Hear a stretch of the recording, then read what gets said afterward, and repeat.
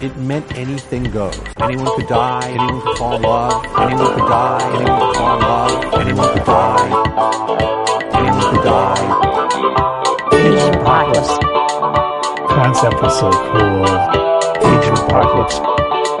Concept was so cool. People couldn't believe it. They had to believe it. People couldn't believe it. They had to believe it.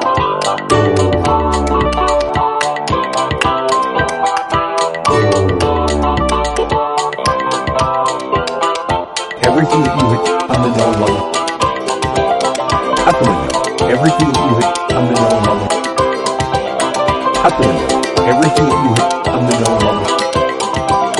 Out the window.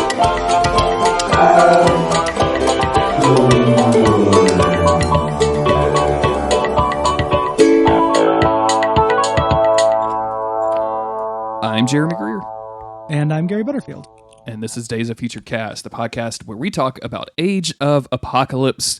We are still in the number ones, Gary. But we will be for a while. We're going to be there for a little while. I'm pretty excited about this set of episodes that we're going to record. I surprisingly am kind of way off into this. Like, I didn't think I would be super. I thought I would be kind of removed from it. You know what I'm saying? Like, comedically removed from it. But I'm actually getting involved in this. Gambit and the Externals specifically is one of the highlights out of the session that we're recording today. It's written by the better of the two anonymous similar writers who were stewarding the X-Men line at the time.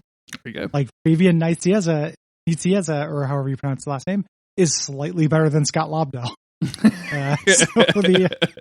Got that going for him. Yeah, me too. I don't know if it's plague times. Like, we didn't plan this. Like, we've talked about doing Age of Apocalypse for a little while. This is a good time for me to turn into a 14-year-old. Yeah, just, like, dude. hang out in my nest. Guess how many pillows I have, Jeremy? I'm going to say, conservatively, I'm going to say, because I know you live in a small apartment, I'm going to say 3. I sleep with 6 pillows. Oh, shit, dude. I sleep with 6 pillows, a sheet, and a blanket. I call it the nest. And how many of those are shaped like anime girls or Bloodborne bosses? Which I don't want to know. Which, just give me the number. 0, but one of them does have Leon Kennedy from Resident Evil 4 on it. It's not shaped like him though. It's just a pillowcase. Okay. I don't fuck it. I know my shirt about not fucking that pillowcase raises a lot of questions answered by my shirt. Yeah, but just me hanging out in that, except instead of with a big pile of comics, hanging out with my tablet and just being like, yeah, I'm fucking 14. I got no problems. Bill Clinton's president. It's fucking owns. Like, yeah, he plays a saxophone on MTV. Things are great. Yeah, he's on Arsenio Hall. This has been a really good time for me to fucking time travel back to Age of Apocalypse times. I'm really enjoying this. It's taken a lot of effort not to read ahead, and I don't want to read ahead so stuff's fresh for when we record. Because I know that, like, if I read ahead and have to read some of this stuff just like twice in short succession, I won't like it as much. Yeah, same. But this time around, I'm digging it. Because we're doing all of the number 1 issues first, and specifically with Gambit, I was like, no, let's see what's happening. Let's keep going with Gambit number 2, but it's going to be like 4 weeks before we get to that. So it was really difficult. It was hard for me not to just like be like, fuck it, I'm just going to read the whole thing. But I'm in the exact same position. If I like, this is good enough. Right, like I am having a good time. I'm enjoying it. Like, but I don't want to read these 4 or 5 times. Like when we started this podcast, there were times where I was watching X-Men animated series episodes like 3 times, 4 times before we recorded, and I don't want to do that with these. Like I know it's a 22-page comic and it doesn't take very long to read, but I just don't want to do that. So we're not gonna. And the Grant Morrison stuff, I read all that stuff like multiple times before we started, and then also, a couple times for recording. Yeah. Like would read them and then read ahead or read to catch up. This I haven't read since they put out those collected editions in, maybe like 2006 or something like that. Mm-hmm. And then when it first came out, so this is the appropriate interval. And I'm just like, cannot defend it. I'm just here for it, man. Edgelord the shit out of me. Oh yeah. Like I am just teen boy me. The most disappointing thing about this series so far is that we haven't got a panel showing Eric actually braiding those tiny little braids in his hair. Like that's what I want to see so bad. Or do you think Rogue does it? I mean, or Quicksilver. I guess it's got to be. I guess it's got to be Rogue because like when my stepdad had super long hair that he would braid, my mom would braid his hair. So like I guess maybe it is Rogue, but I just really want to see like him in the bathroom, like Rogue's gone or something, just shaving cream on the face, and he's got his head cocked, but his eyes like over trying to see it. You know what I'm saying? Like really want to see him just braiding his hair, going, my good friend Charles. My good friend Charles. I still think about the day you died in my arms. Braiding his own hair. That's what these braids represent to me, our undying bond. Each braid is another day that I won't have with you. You think Magneto has like a giant picture of Charles Xavier like tattooed on his chest in the Age of Apocalypse like storyline? Do you think that's I think he does on his back, so he can like turn around real quick and be like, "Hacha!" And surprise Rogue like Steve. Or do you think it's just a picture like on his back or on the, here we go, Gary, are you ready for this? On the chest is just it's a profile, not a profile picture, but it's shot from behind Xavier, and on his back are Xavier's hands. So the whole thing when put together looks like Xavier is embracing him eternally. You know what I'm saying? Just like Lautrec. Yeah. Exactly. Lautrec's armor. It's exactly like Lautrec. He's wearing Xavier / Lautrec's armor. Magneto the Embraced. It's always fucking Dark ring, Souls, Charles. guys. If I take off this ring, it will break. And my stats will go down slightly, but significantly enough to get Reddit mad. Yeah. Like, I'll be fat rolling, Charles. Man, X-Men Souls-like. So today we're talking about Astonishing X-Men. No, yes. Not that Astonishing X-Men. This is the flagship one. This is what X-Men, I think, Gold Team turned into. Okay. So just adjectiveless X-Men, and the other one is Uncanny, I think. Mm-hmm. But they all have totally different casts, so it's impossible to say. Yeah. Let's get into it. Let's talk about the art a little bit. Joe Madureira. Yeah.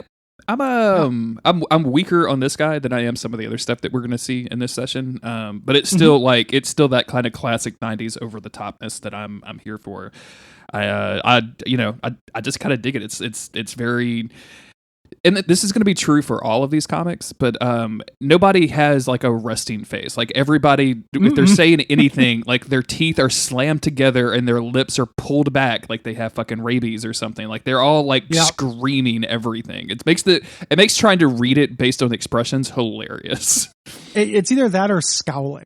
Yes. Like they either, if they have their mouths shut, they're like doing a big frown, like a big cartoon frown. And if their mouths are open, they're grimacing. Yes. This was like Joe Madureira's big thing. This dude was absolute hot shit in the 90s, and then he tried to come back with this comic called Battle Chasers that like came and went away, and people were way into it, but it got way more anime. This is like Joe Madureira doing house style stuff, and I dig this a little bit more. It's still a little bit exaggerated. It reminds me a little bit of like a more exaggerated version of Humberto Ramos. A little bit. You know that artist.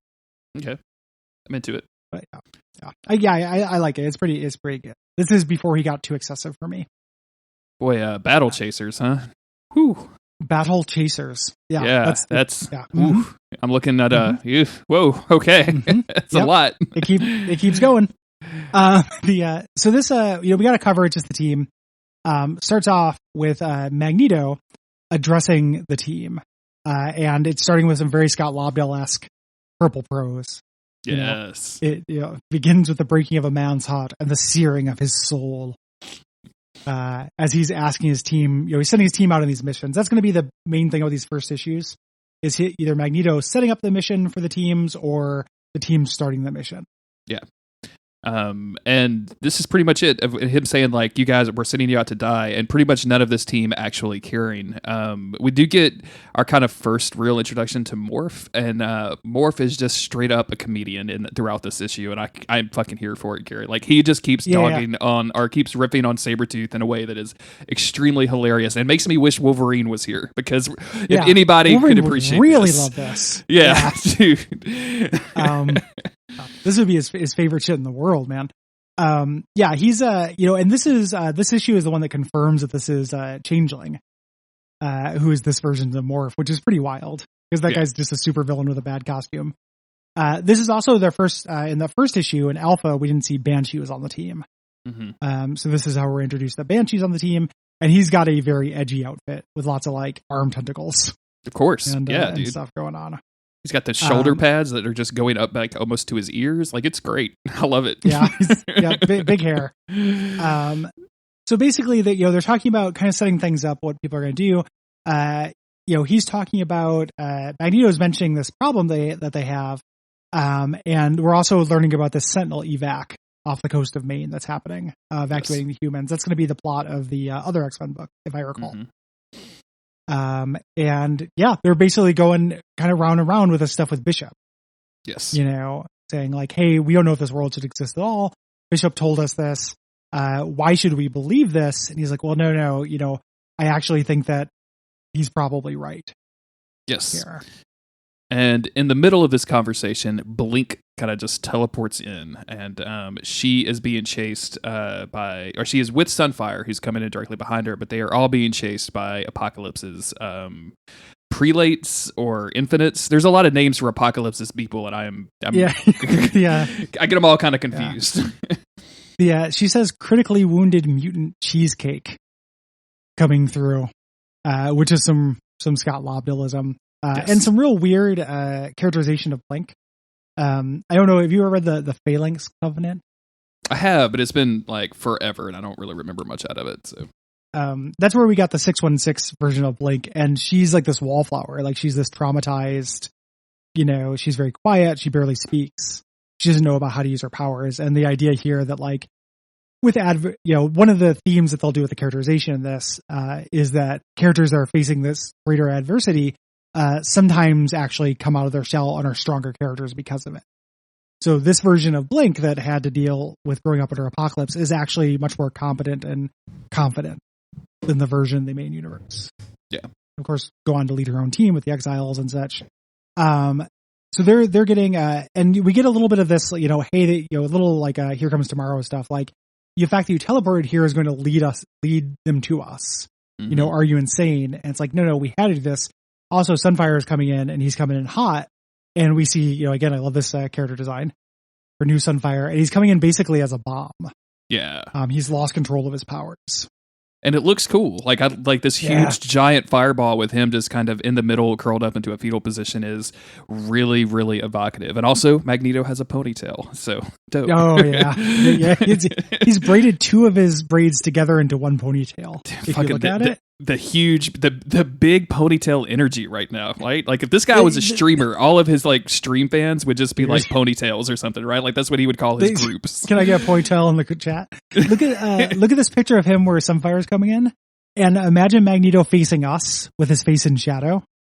With that as his beard. That's it's his real beard, weird. Where he wraps it around to the front. It's real weird. It's real dwarven. Sabretooth's still having a fun time. He grabs Morph and crushes his spine and says, I'm going to roast him on this. Just having a good time while everyone's going to die. Sure. There's a whole like bit here where everyone kind of shows off their powers, which has to happen in every Scott Lobdell comic. Where Storm starts like, reducing the heat on Sunfire, like somehow forgetting that Iceman's there, and then Iceman does it later.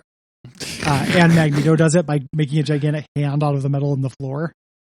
A lot of big hands in this series, man. This is going to be the first of two, and definitely not my favorite of the big hands that we're going to get to in a little bit. So. Joe Biden's favorite comic, man. It's handsy as hell. Oh, oof. Ooh, getting political. Uh-oh. With 60 seconds on the clock. Yeah. I do want to see like this, like when Sunfire starts powering down and it's revealed that it's actually Iceman, like I want to see this version of Iceman go fucking crazy. Like that's what I really need to see, because like the idea that he has this huge amount of control over his abilities in this series, like I'm really going to want to like see that happen. Yeah. I think it does, if I recall right. There's like a couple big Iceman moments. Yeah. So. And then one of the prelates shows up. So and at this point, like he's kind of screaming and yelling. He's also an infinite. They definitely called him an infinite earlier. Okay, cool. Because I was wondering. I'm reading this thing that says prelates, and I'm like, okay, well maybe that's all that wrong earlier, but. And later they call the Horsemen prelates. I feel like the style guide for this was a little bit fucked up. Or maybe because like we're going to learn that all of the infinites are made by Hank or made by Beast, and he's just like makes everybody into a soup and then makes this like limited time infinite. Like maybe these are the infinites that survive past that original year deadline. Yeah, like, okay, well you get a new name now since you made it.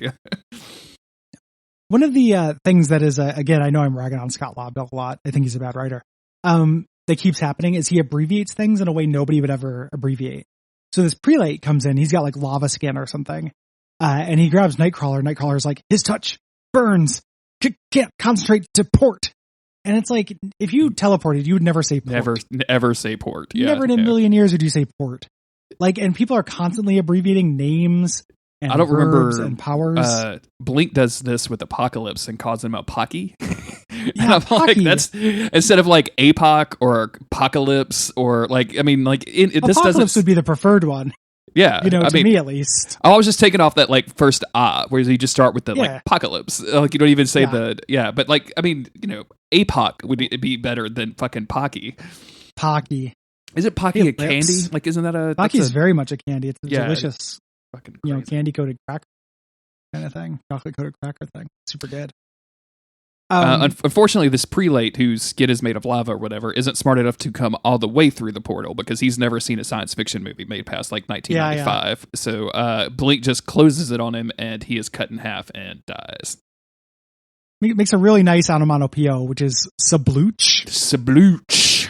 Yep. And now they just have this torso hanging out in their house. I love it. We don't get a lot of closure on the torso, but there's some torso. Wait, we're going to have to do a classic Everything to Guppy torso report? Is that what we're going to Torso report remains on the floor.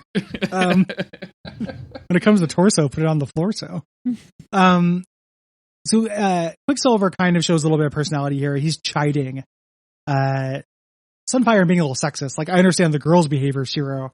What could possess you to risk exposing our, he's being a teacher's pet here. And Magneto slows him down and Sunfire delivers some exposition.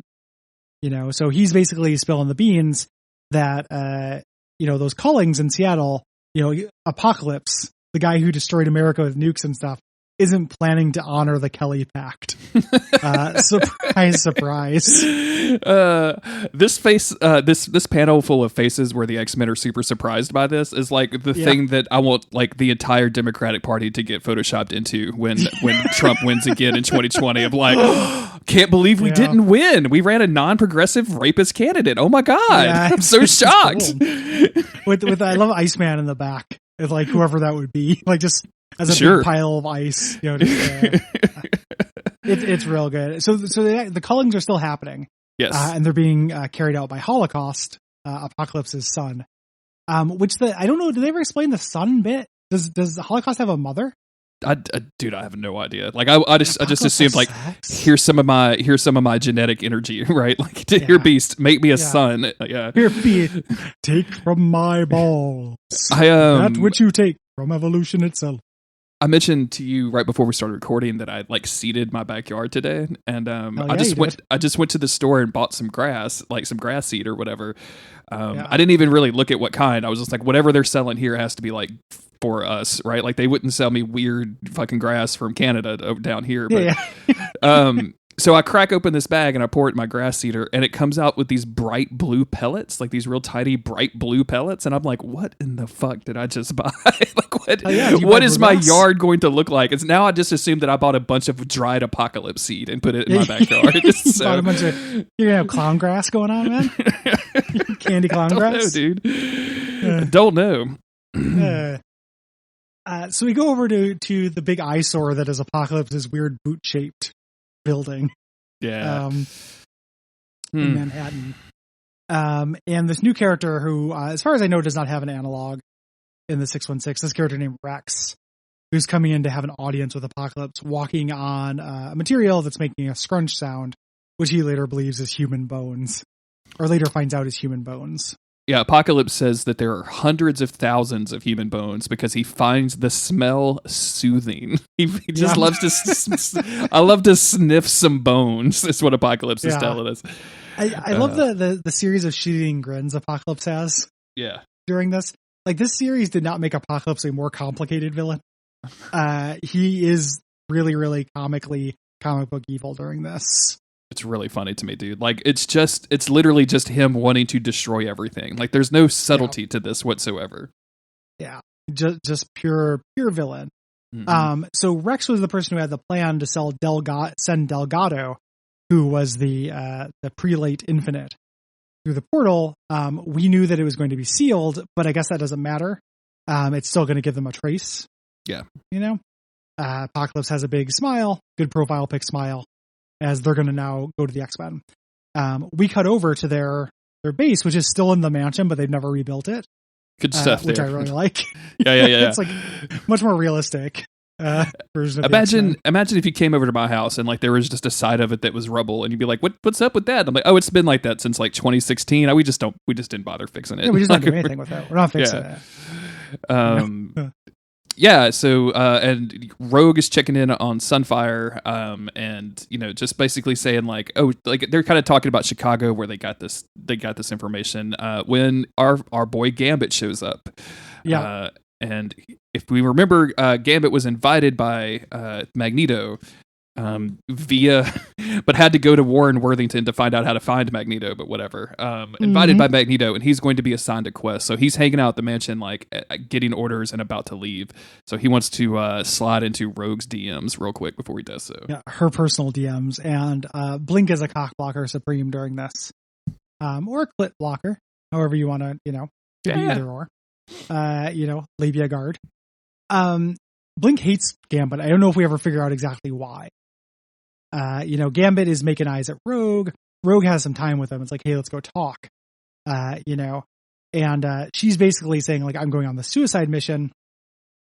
He's like, I am too. And there's this great panel where it is just dueling big accents. Like, I probably won't be here when you get back. You're going with them to stop the unstoppable or die trying, sugar. No big ting chair. Like they're just like throwing back and forth. Like it's like a smaller civil war where the South just fought the South. Yep. It's real good. And we're doing the classic like Rogue and Gambit kind of love story of he's like, I know you're married. I'm married to your best friend, and he's like, that don't matter to me, shit. Like all that kind of stuff. And they're about to make out when Blink shows up with Rogue's child. Like, god damn, girl. Yeah, it's absolutely like an alpha cock block. Like, mama. And she's, Nanny's being upgraded. Their weird robot nanny.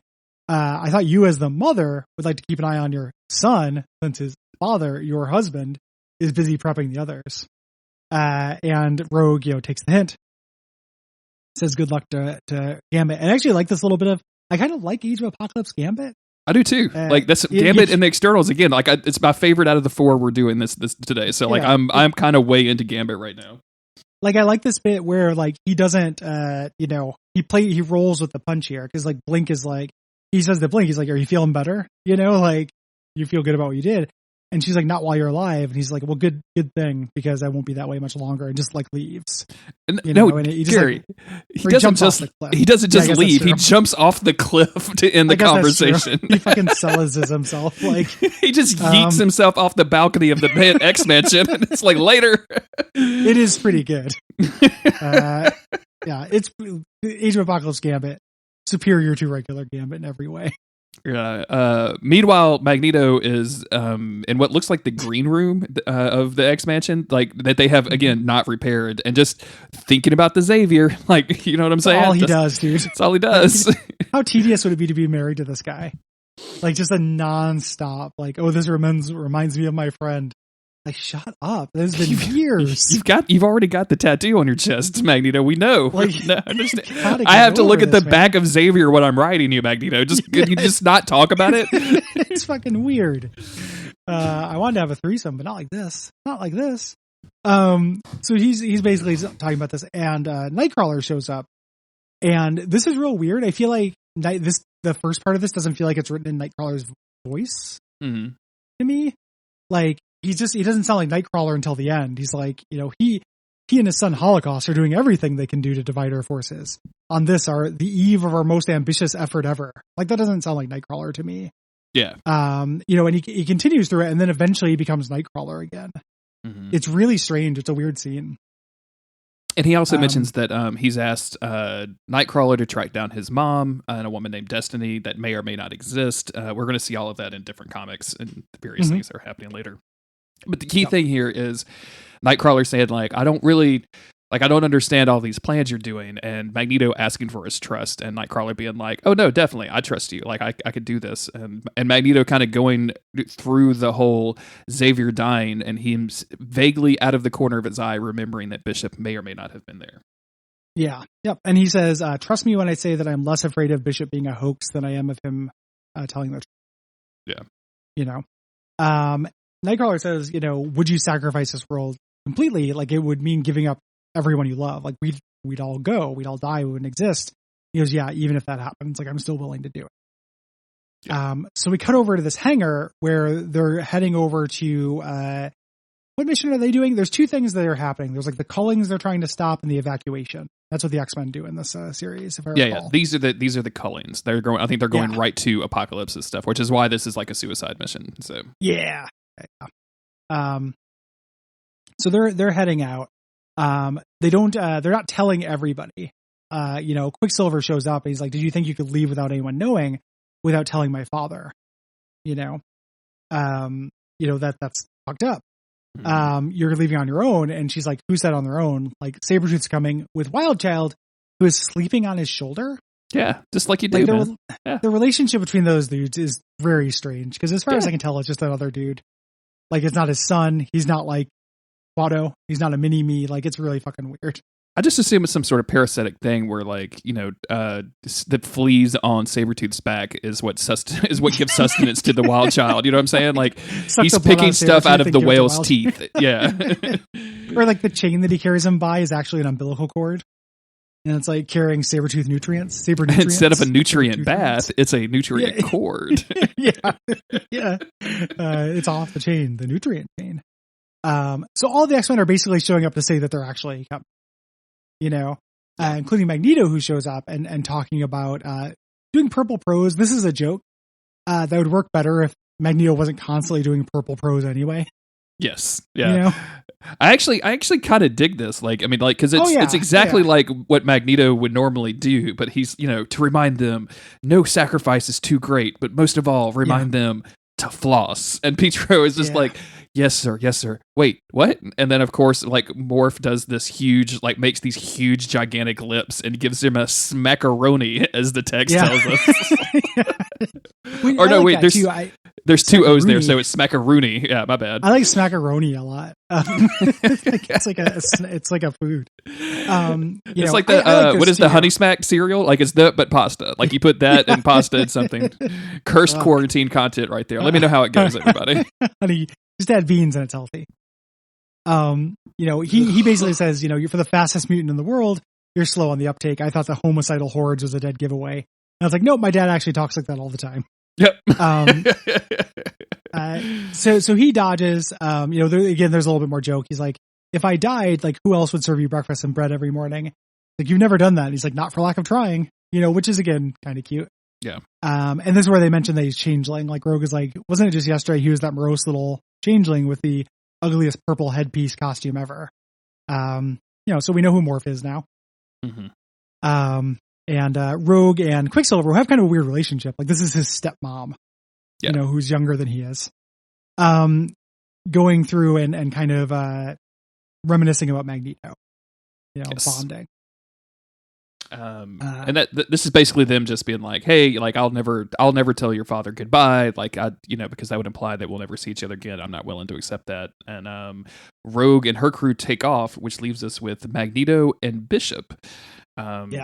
And Bishop is basically saying, like, this all seems completely impossible. Like, what are you even doing? And Bishop can't really answer any questions because he doesn't really know the details of why all of this is wrong. He just feels that it is. Yeah. Yep. Quicksilver's staying behind, talking to him. Quicksilver's going to be on the other team. And that's the end of the issue. It's not very much of like a cliffhanger. You know, it's just kind of setting everybody up and they're on their way to the mission. I think it's weird that Rogue flies in this because I can't remember if they changed who she got her powers from in this world. But poor Carol Danvers. It was just that again. Charles Xavier dies, and you have to go through that whole fucking nightmare show that Chris Claremont invented for you. Like, congratulations, Carol. Jesus. I've seen a bunch of like alternate reality Rogue things where she absorbed other people's powers permanently. And I always thought that was interesting. Like, things could have gone differently with her, but I'm pretty sure it's the same thing. Like, she's still super strong and flies. So I can't remember if we get background on that or not. Probably not. I feel like this was just a shortcut to have like it's Rogue, like, Yeah. Or I mean, I guess you could kind of. I mean, the timeline on that stuff would be so weird. Like, it could technically happen before. No, because that would have been after Xavier and Eric hung out and everything. So yeah, I don't know. Yeah, no, I'm not, and I'm definitely not going to try to represent myself as some sort of X-Men canon expert or anything, because Jesus Christ, I'm not even a cannonball expert. I don't even know what that dude's middle name is. So we're gonna find out about him soon. I know. I can't wait. He's in one of the comics. Yeah, he's a real jerk in this world. I love it. So that's gonna be this episode. Next episode we're covering is gonna be Gambit and the External. Yes. So you can read along with us if you go to the website. If you like this show, go to patreon.com/Duckfeed.tv, and you can leave us a rating review on Apple Podcasts. Yeah, all of that is super appreciated. It's been nice hearing that people are really enjoying reading through this. We've had a couple of people tweet at us about like this is them reliving their early 90s kind of weirdness, and like, yes, absolutely, we're doing the same thing. So like, we are right there with you. Like, this is all great. So thank you to everybody who's been listening. Thank you to the patrons, and thank you to the reviewers. We so much appreciate it. We'll be back in a couple of days with more X-Men.